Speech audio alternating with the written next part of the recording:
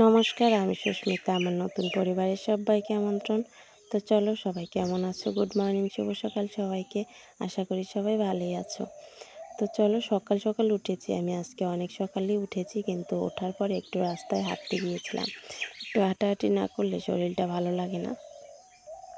তারপরে হেঁটে এসে দেখি কেউ ঘুম থেকে ওঠেনি। তারপরে একটু ফুল তুলে নিলাম, যে গাছের ফুল তুলে নিই। রাস্তার সাইডে তো গাছটা, তখন ফুল পাওয়া যায় না, সবাই নিয়ে যায়। আমি আর কাজে ব্যস্ত হয়ে পড়লে তখন আর তখন সবাই নিয়ে চলে যায় আর কি। ব্যস্ত হয়ে পড়ি।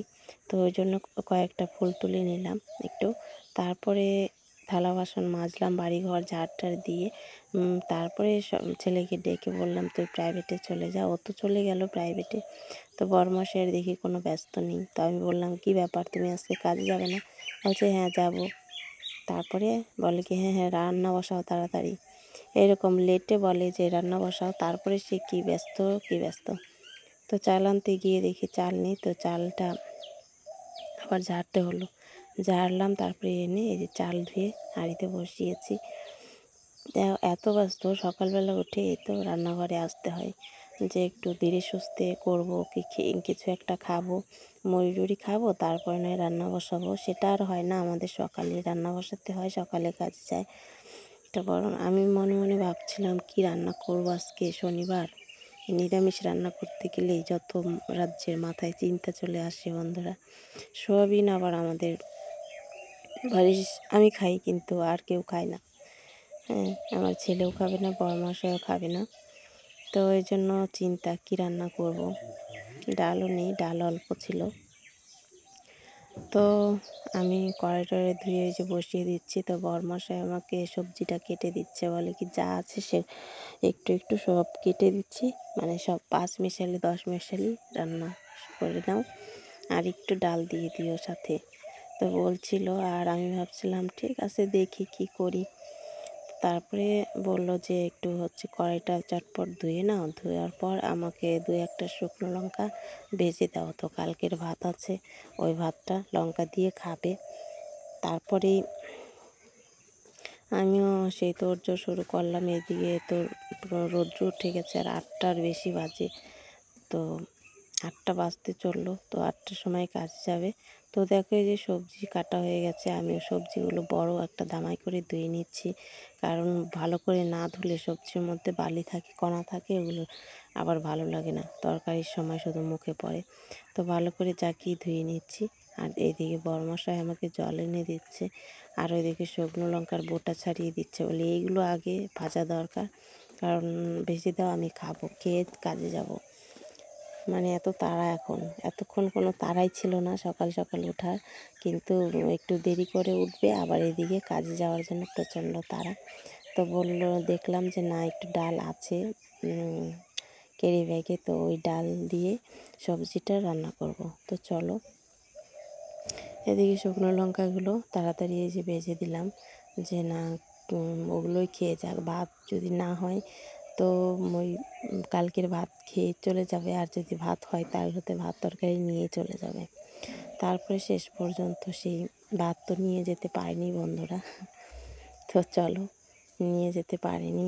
আমি এই তো লঙ্কাগুলো ভেজে দিয়েছি, তো এখন খাচ্ছে, আর আমি এদিকে সবজিটা বসিয়ে দিলাম। তো সবজির মধ্যে অনেক রকম সবজি, মানে যা যা ছিল অর্ধেক মানে সবজি কাটা করে। সেই ঝিঙে বলো, মূলো বলো, আলু বলো, পুঁই শাক বলো, সে ঘন্টর মতো অবস্থা। তো আমি একবার বললাম যে তাহলে ঘন্ট করি, বলে না না, ঘন্ট করতে হবে না, তুমি ঘাঁটি রান্না করার দরকার নেই, তুমি এর মধ্যে একটু ডাল দাও, তাহলে একটু রসালো তরকারি, মানে ঝোল আর ঝাল, আমাদের এটা ভালোবাসে সবাই, ঝোল ঝাল। এই যে দেখো, শুকনো লঙ্কা দেখে দিয়ে মানে বুঝতে পারছো কত পরিমাণে আমরা ঝাল বেশি খাই। ঝাল যেদিন না হবে তরকারি, সেদিন কারো কাছে স্বাদ লাগে না। আর এই যে দেখো, শুকনো লঙ্কা কতগুলো কেটে দিয়েছে, মানে যতগুলো হাতে আসবে কেটে দিবে। একটু ঝাল টাল না হলে বলে কি ভালো লাগে না নিরামিষ তরকারি। তো তোমরা কীরকম মানে ঝাল খাও অবশ্যই জানিও কমেন্টে বন্ধুরা। আমরা একটু বেশি ঝাল খাই, কী আর করার, আগে থেকে অভ্যাস। আমার ছেলেরও, মানে ছোট হিসাবে ঝাল মানে খায়, ওর ভালো লাগে। তো এই যে ডাল ছিল, তো এই যে ডালটা ধুয়ে দিলাম, একটু ধুয়ে সবজির মধ্যে দিয়ে ভালো করে নাড়াচাড়া করে নিচ্ছি, তাহলে একটু তেলের সাথে একটু ভাজা ভাজা হয়ে যাবে, কাঁচা গন্ধটা চলে যাবে আর কি। তারপরে এই যে ভাজা ভাজা করে নিয়ে একটু জল দিয়ে ঢেকে দেব। আর আগে সোমবারে তো মানে একটু আদা দিয়েছিলাম, তো এই যে জল দিয়ে তারপরে ঢেকে দেব, তাহলে সিদ্ধ হয়ে যাবে ভালোভাবে। আর ওইদিকে তো প্রচণ্ড রোদ উঠলে তো কী আর বলবো, ঘরে থাকাই যায় না, এত রৌদ্র ওঠে বন্ধুরা। কয়েকদিন ধরে প্রচণ্ড রৌদ্র, যেমন বৃষ্টি হলো এবার সারা বছর, তেমন আবার গরম এখন রৌদ্র দিচ্ছে। তো থাকা যায় না মানে বারান্দায়, ঘরে মানে আমাদের ঘরের উপরে কোনো গাছগাছালি নেই। তো চলো তরকারিটা ঢেকে দিই। আর ভাবছিলাম এক তরকারি আর কি রান্না করব। তো বড়মশাই বলছে আজকে এগুলোই করো। আর এই যে একটু পেঁপে ছিল লাস্টে, বলে কি এটাও কেটে দাও, এটাও অর্ধেক ছিল ঘরে আর কি, কাটা ছিল, তো বলে এটাও তুমি কেটে দাও। তো দিয়ে দিলাম, দিয়ে আবার ঢেকে দিয়েছিলাম। এদিকে ভাতটা ওই যে হয়ে গেছে ঢাকনা উঠিয়ে, তো ভাবলাম যে চারিপাশে সব মশলার কৌটোগুলো এলোমেলো হয়ে আছে, সব একটু চারিপাশটা গুছিয়ে নিই, তাই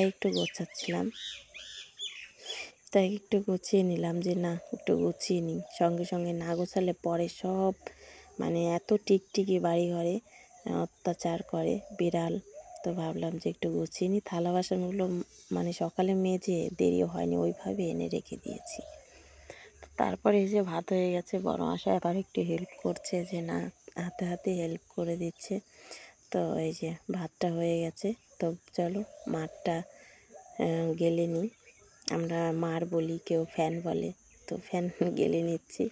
তো তারপরে এই যে ঢাকনা উঠিয়ে দেখলাম যে হচ্ছে, এখনও হয়নি ভালোভাবে তরকারিটা। তো চলো রান্না করে নিই।